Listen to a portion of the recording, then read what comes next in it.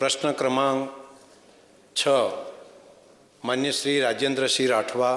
માન્ય અધ્યક્ષશ્રી, હું આપના માધ્યમથી માન્ય મંત્રીશ્રી પાસે જાણવા માગું છું કે સરકાર હસ્તકની વીજ વિતરણ કંપનીઓમાં ડિવિઝન વિભાજનના અને પુનર્ગઠનના શું ધારાધોરણ છે અને માન્ય ધારાસભ્યશ્રી અને માન્ય સંસદશ્રીની રજૂઆતો સંદર્ભે નવીન સબ ડિવિઝન બનાવવા માટેનું શું આયોજન છે?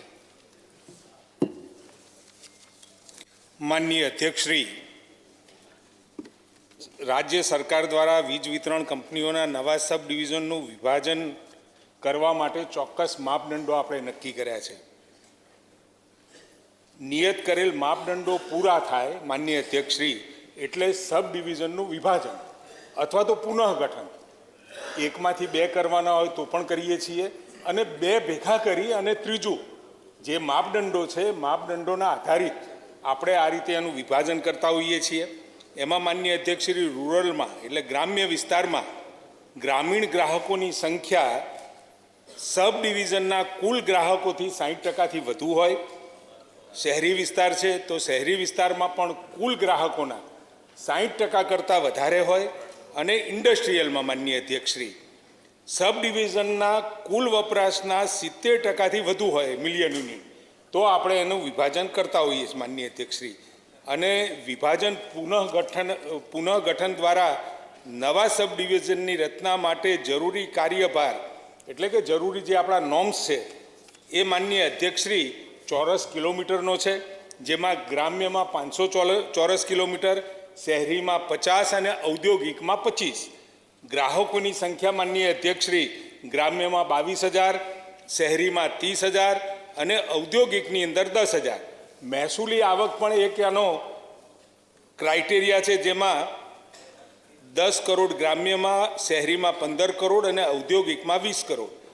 ડિસ્ટ્રીબ્યુશન ટ્રાન્સફોર્મર્સ એ માનનીય અધ્યક્ષશ્રી 650, 300 અને એચટી લાઇન માનનીય અધ્યક્ષશ્રી ગ્રામ્યની અંદર 650 ને શહેરમાં 200 અને એલટી લાઇન માનનીય અધ્યક્ષશ્રી ગ્રામ્યમાં 800 અને શહેરી વિસ્તારમાં 300 કિલોમીટર સર્કિટ કિલોમીટર. વિભાજન માનનીય અધ્યક્ષશ્રી મેં પહેલાં કહ્યું એમાં નિર્ધારિત 1માંથી 3માંથી કોઈ પણ 2 ક્રાઇટેરિયા અને જે 4થી 6 ગયા એમાંથી 2 ક્રાઇટેરિયા એ નક્કી થતા હોય.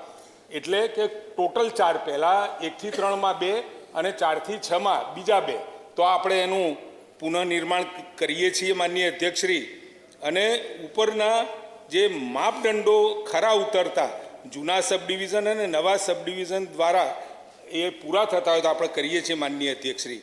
અને માનનીય અધ્યક્ષશ્રી, છોટા ઉદેપુર જિલ્લાના નવીન સબ ડિવિઝન કચેરીઓ બનાવવા ધારાસભ્યશ્રી અને સંસદ સભ્યશ્રી દ્વારા કરેલ રજૂઆત માનનીય અધ્યક્ષશ્રી માન્ય રાજેન્દ્રસિંહભાઈએ છોટા ઉદેપુર શહેર અને છોટા ઉદેપુર ગ્રામ્ય અલગ અલગ કચેરી કાર્યરત કરવા માટેની એમની રજૂઆત હતી.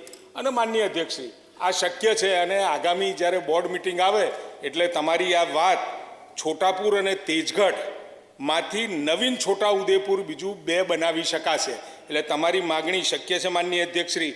એના પછી માનનીય સંસદ સભ્યશ્રી જશુભાઈ રાઠવા, માનનીય ધારાસભ્ય શ્રી રાજેન્દ્રસિંહભાઈ એમને કવાટ સબ ડિવિઝનનું વિભાજન કરી અને 2 બનાવવાની જે વાત હતી માનનીય અધ્યક્ષશ્રી, એટલે કવાટમાંથી કવાટ 1 અને કવાટ 2 એ 2 બની જશે માનનીય અધ્યક્ષશ્રી. અને માન્ય ધારાસભ્ય અભયસિંહભાઈની પણ માગણી હતી કે નસવાડી સબ ડિવિઝન કચેરીનું વિભાજન કરવા માટે.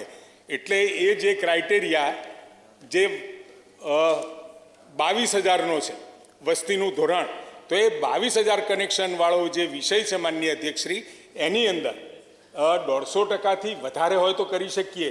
પરંતુ માનનીય અધ્યક્ષશ્રી 22,000 જ્યારે હોય ત્યારે બીજું સબ ડિવિઝન આપણે બનાવીએ એ વખતે પણ એ સબ ડિવિઝનનો કાર્યભાર 22,000નો હોવો જોઈએ. પરંતુ આ 39,000 છે એટલે એ શક્ય નથી. પરંતુ માનનીય અધ્યક્ષશ્રી જે મેં 6 પેરામીટર્સ કહ્યા એ 6માંથી 5માં એ સંતોષાય છે એટલે આ બાબતની વિચારણા કરી શકાય અને યોગ્ય લાગશે તો વિચારણા કરી અને એ પણ આપી શકાશે માનનીય અધ્યક્ષશ્રી.